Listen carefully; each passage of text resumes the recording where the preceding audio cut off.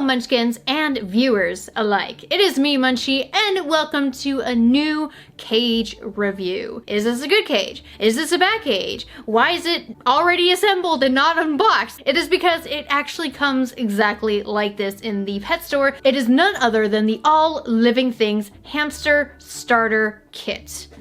Home accessory thingy mabobber. Rolling my eyes because I'm so tired of stuff like this. If you're new here, welcome on in, where I am Munchie, who reviews cages like these to give you guys insight and helpful information as to why cages such as this one that you're seeing me hold up today, right here with the stupid smirk on my face, like I'm going crazy. But I review cages like this that are small, inadequate, and will cause your animal that you're caring for a lot of stress, and probably some stress to you in your hamster, gerbil, or mouse keeping, just because unfortunately pet stores like to misinform us, because a lot of what they put out there on the shelves for small mammals, not cats and dogs, is stuff that has been around for decades, 3-4 decades even, very small cages, and not understanding the species of animal of which they're selling or trying to get you to buy. So stuff like this, where they label this as a starter cage kit, whatever, this can actually be like a prison to them. And I'm trying to get that across to you guys here, so welcome aboard. I also own a small mammal rescue here in Washington, where I like to help out hamsters, gerbils, and mice specifically, so that's why I review these cages. And I will be talking about this in a negative light because this cage is absolutely garbage. So let me alliterate a little bit here. This cage is a non-connectable cage. This is just as is. Lots of people say they only need one cage and it's a one and done deal, and this is what they probably suspect is a good cage. Now, hamsters, they have requirements because hamsters, they are foraging animals that run anywhere from 5 to 10 miles a night in the wild. Gerbils are burrow dwellers. They are active in the daytime, but they mainly stay in their burrows, in their colonies. They are very social animals, but they have a very active lifestyle where they need a lot of pan depth. And they do not need any sort of plastic because they can chew through it, and it would not be good for you. And a lot of new time gerbil owners find out the hard way due to people advertising this for gerbils. Well, maybe not this specifically, but cages like this, that they're for gerbils, and find out the gerbil escaped, chewed through stuff, doesn't seem happy, always bar chewing, etc., etc. Not very good environment. And mice. Mice are very active too in the day, and they are little hard workers. And even though you might not see mice and their stress levels, but they really should have more space to climb and to burrow. They are the climber burrowers, where they can use vertical space, kind of like this, because it's going up rather than horizontal. But for hamsters, which everybody tends to gravitate towards, and this is kind of enforced and thrown down your throats as a hamster cage, they don't do well with vertical space like this. So let me just briefly mention the dimensions for hamsters in the United States, because everywhere is different, and the United States is a bare minimum of 450 square inches. This cage right here, I'm about to measure it, but you always want to measure the pan right down here. You don't want to measure anything above here, because as you can see here, this has a lip holding the metal up here, and so down here is where they're going to be spending the majority of their time. And because all these animals that I described to you today are burrowing animals, they do need more space down here than up here. This right here, measure in the middle, is around 14 and a half, 10 and a half. So this is 14 and a half by 10, so that's only 140 square feet. This is well below minimum for hamsters. For mice, you might be wondering, well, is this a good enclosure for 1 or 2 mice? Definitely not. I would suggest for 1 to 2 mice, you get 360 square inches of floor space, which would be a 20-gallon long tank. I would not recommend this at all for mice, even though in the past, people in the laboratory community, when they house laboratory mice, they have said that for every 10 gallons, which is 200 square inches, it should be good for a couple of mice to 4 mice, which is completely inaccurate and horrible information. You do not want to be housing them that close together in proximity. And of course, if you have a smaller enclosure, the ammonia will build up in your bedding. Now, pan depth. Like I said before, it is very important that these animals get the right amount of bedding because they spend the majority of their time burrowed underground. Hamsters recommended is about 5 to 6. And mice is roughly around the same as hamsters. However, they can completely submerge their bodies a lot easier than hamsters because hamsters come in a variety of different species, where some are very, very tiny, while others, like these Syrian hamsters, are very long and wide and might require more bedding. This right here is a depth of only 4 inches. Now this 4 inches right here, it's gonna overflow to the top. So on average, you can only have a minimum of about 3 inches. So it's bare minimum when it comes to having bedding, but it is in a very enclosed space. So it really doesn't provide them a lot of enrichment. You wanna make sure when you get a hamster, especially with starter cages like this, that they have enough enrichment, they have enough hides. One hide is not enough. Now let's talk about just the style of this type of enclosure here, because there's many different styles for hamsters. Hamsters can use wire enclosures like this, which is very typical. You see this design of the wire and the pan, the plastic pan, perfectly fine. Tanks are suitable as well, and completely wired enclosures with the addition of adding a pan for hamsters is acceptable. Of course, there's also plastic bins as well. Gotta not forget about those. Those could be completely fine, and they have their own pros and cons as well. But for this right here, the one problem with this particular model is that hamsters urinate on the sides when they climb the bars. So before we got this cage, we actually rescued 2 hamsters named Ivy and Willow. We rescued them from an owner who unfortunately just did not see the problem that was going on. She saw them attacking each other and didn't do anything to stop it, and was completely oblivious to the fact that they were hurting and harming each other and could possibly kill each other inside of here because they were Syrian hamsters. You're welcome to check out that story. It'll probably be in the description down below. But they were constantly climbing up and down these bars. They were stressed so much being in close proximity. Just one hamster stresses out in here. Think about having 2 hamsters that hate each other. And they kept urinating on these wires here. That's one thing that you got to watch out for, is that they'll climb it, they'll urinate on it. It'll get very dirty if you're not constantly taking care of the wire. However, in a bigger wire enclosure, you won't really see a lot of urinating on the bars, but it's always a good idea to make sure to wipe down the bars after use. But you can see that it has some ledges up here. Yes, hamsters, especially Syrian hamsters, like to perch. I would not recommend layers or ledges like this for dwarf hamsters, because if they fling themselves off from even just a height like this, they can easily break their backs or their limbs, and it's very easy for them because they don't have bodies that bend like that. Yes, if they're very active, they might just scale up the wall here, but for dwarfs, you really don't want them in something that could create fall damage. Syrians, however, you see those little turds flying off of here all the time. Oh my gosh, if you own a Syrian, you will notice that this is not good. But a height like this is not going to damage them. They're not going to, get a concussion over this. The only concern I would think is if they landed wrong, or if something was down below and they smacked into it and it just didn't land right. But a fall like this wouldn't be too devastating for a Syrian. Something a lot larger and a lot higher would. So this vertical cage is a big no-no because of that vertical space. You don't want to cause them to fall too high. There's always going to be a recommended height when it comes to the species of animal you're caring for. For mice are good climbers, and they can curl their tail and hang from their tail when it comes to scaling up something like this. Do they climb with their tail like a monkey? No. No, they do not, but they can wrap their tail around just for extra support, is what I'm saying. And gerbils, of course, we're just gonna throw gerbils out right now because they just don't benefit from something inside of here, so please never keep gerbils in plastic containers like this. But the ledges here are not really needed, but Syrians, they do like to perch, so it is okay for them, but it should be okay in a larger enclosure. This enclosure comes with, and I really don't like kits that come with like accessories, because a lot of the times you will see that the accessories like the wheel are way too small, and the accessories they come with are not even needed. So it opens like this, which this whole compartment seems pretty secure. The front door of it is kind of big, so that's good because there's some models out there that are very small and they have very small entryways, but this is not something that I would say is ideal because you don't have a lot of space to work with. You just have one hand and you're coming in for your hamster, trying to get it, and it's not a good time. You want to make sure that you have enough space for your whole body to go in there, because eventually you're gonna have to clean this,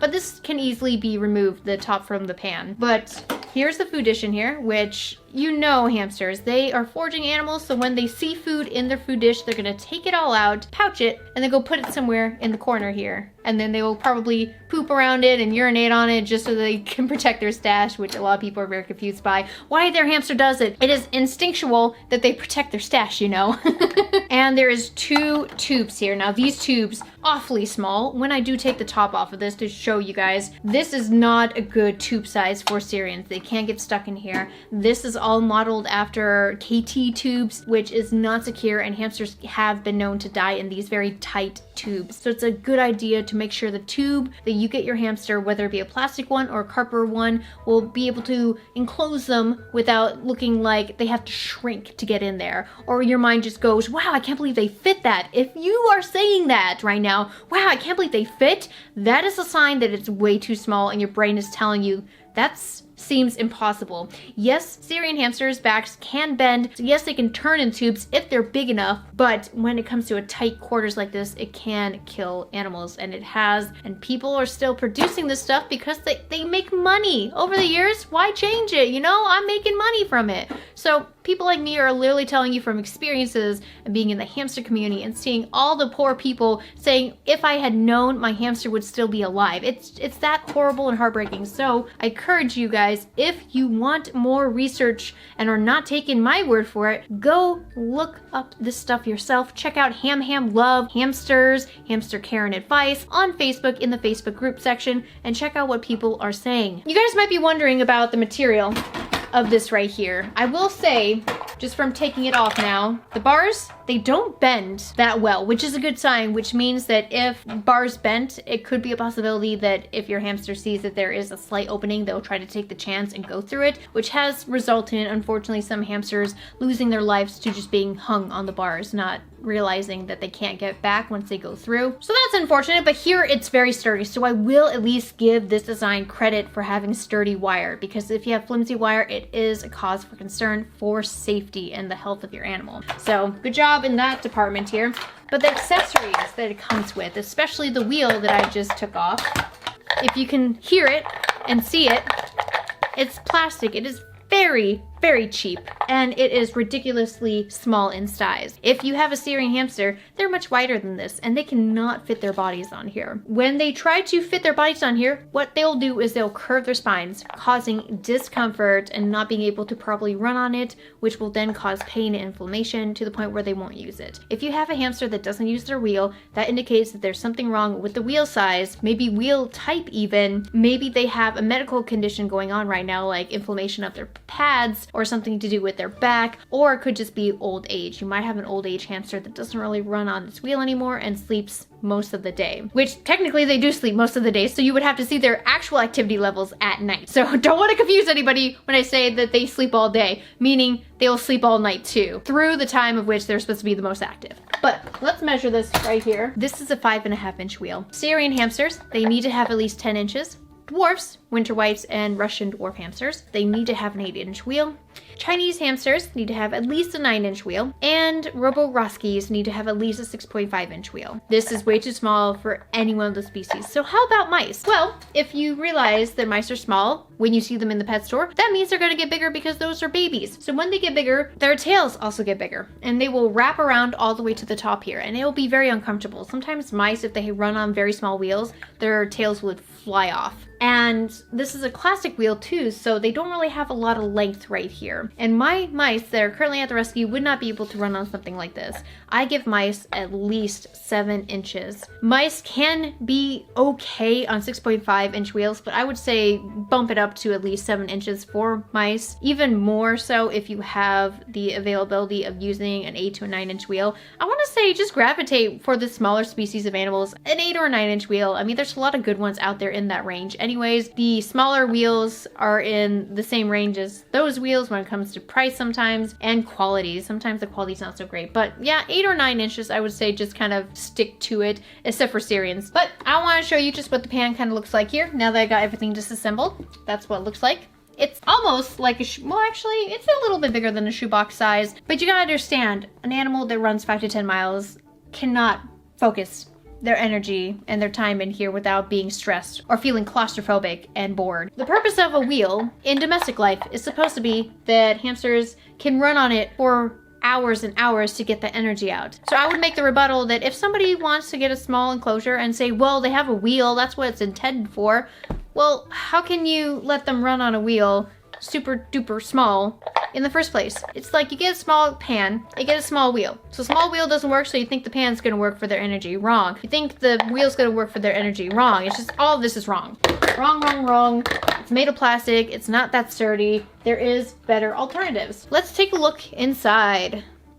So as you saw, when I zoomed in there that these are very small and they have rims within the tubes. So this tube on the outside with the lip here is a lot larger than that on the inside due to the rims. And the rims are only there for grip. But the problem is they restrict the area of which the hamster is allowed to move. These are suitable for mice and for dwarf hamsters. Chinese or Syrian hamsters, no, no, no.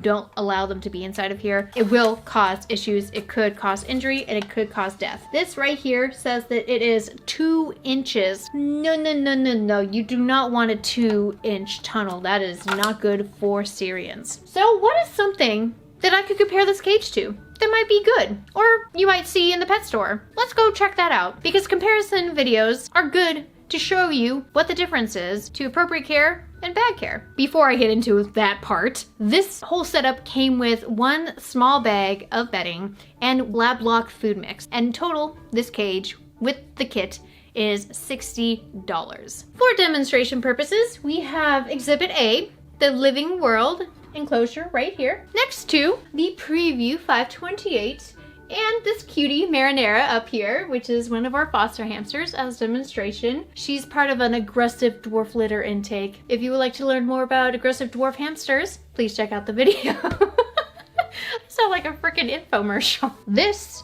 compared to this, is super tiny. This is $60. And when I first started to get the preview cages about 2 years ago, the preview was at $60, but now the estimated average is about $70 to $80. Unfortunately, with the pandemic going on, it has ranged higher. So please just get it when it goes back down in price. Hopefully when this whole thing blows over during the time of me filming this video, and hopefully it'll be a lot less than that. You can also get these used too. So there's the preview right here, which inside has an 11-inch wheel. It is the senior rodent wheel. I put it in there just so you can see what type of wheel compared to this wheel right here, as you can clearly see inside of here. And then up here, you can probably see that is a 6.5-inch wheel. She is a growing dwarf hamster. However, I do need to switch that wheel out. We just happen to have at our rescue at this time a bunch of new intakes and pregnant Syrians, and we got new pups going on right now, so we're trying to rotate all the wheels. She's still able to fit inside of that wheel. However, I really don't like it, but just so everybody's aware, 6.5 is still the bare minimum for any species of dwarf hamster. But for me personally, I really want people to start using 8-inch wheels for them. It is a lot better. We're trying to phase out the 6.5 at the rescue. Thank you for understanding. Anyways, so this right here is above the square inch minimum. This is around 605 to 612 when properly measured. This has 6 inches of hand depth, where you see right here it is 4 inches. Much different, so they can actually submerge themselves in here. Yes, Marinara has a lot more space than if she were to have something like this. This is a 110 quart Sterilite bin cage. You can buy this at Target for $16.99. It has purple handles. This is a great alternative if you don't want to be spending a lot of money, as you can see right here. And she has multiple hides in here. She has multiple climbing toys in here. Just like if you were to put a Syrian inside of here, they would have multiple hides, multiple toys. And here, what can you seriously provide? Almost nothing. This is not adequate. They need enrichment. They need more stimulation. You don't want to give them a cage that is that big. It's just that simple. So thank you guys so much for watching today's video of the All Living World cage from Petsmart, which unfortunately Petsmart owns All Living Things as the brand at their stores, so they technically made the cage. I don't like what PetSmart's been pushing out. As you know, the Tiny Tales line is also an All Living Things cage, and I absolutely hate the fact that people are still viewing these small animals as almost nothing and are still considered to be throwaway pets, because when owners get stuff like this and their animal gets stressed and they can't handle their hamster, they cannot experience what it's like to have a hamster. And I want to share my passion with everybody out there. I just don't want people to constantly be not in the know-how, to have pet companies constantly push out their agendas on people because they want to profit instead of to actually have the well-being and safety of all animals in mind. And I want owners to not just throw away their pets right after they get them. I want them to actually consider them as part of the family so they can watch them, they can enjoy them, they can find them adorable, they can interact with them. However, this one does not want to be interacted with. However, I probably could pick up Marinara. Let me try. You just cannot interact with her in the territory because she'll start to swipe at you. You see? Are you gonna swipe? You see? She's raising her hands up. She's following my hand. It's not always a good thing.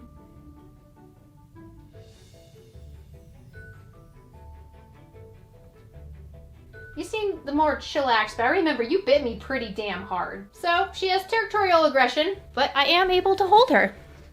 See? However, she could probably still nip. Yeah, she's doing the squeaky squeaks you probably can't hear. Isn't she gorgeous?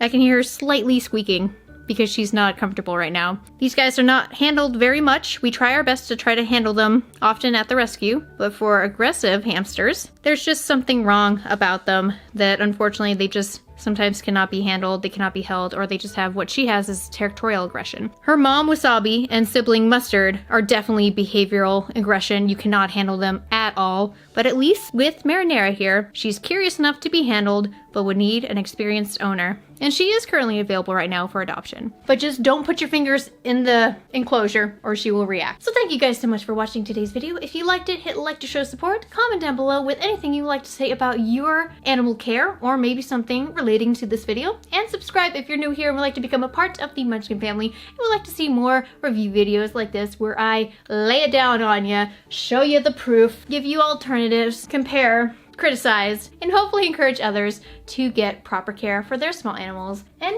who knows, maybe in 15 to 20 years, this will be inadequate because, unfortunately, it all depends on the market where you're currently at. So in the US, the market is dominated by smaller cages versus the UK or places like Germany, where they really care a lot about animal welfare and will make larger enclosures so that the animals do not suffer. So that's why there's a really big difference when it comes to minimum square inch of floor space in the United States, the United Kingdoms, Germany, places like the Philippines where they really don't have a minimum, but they do have a lot of very, very, very tiny cages and see them differently as items and possessions rather than companionship. Because I love these guys for companionship and I would like to share my passion with you. So thank you guys so much for watching today and have a lovely rest of your evening or day or night or whatever it is right now. Goodbye!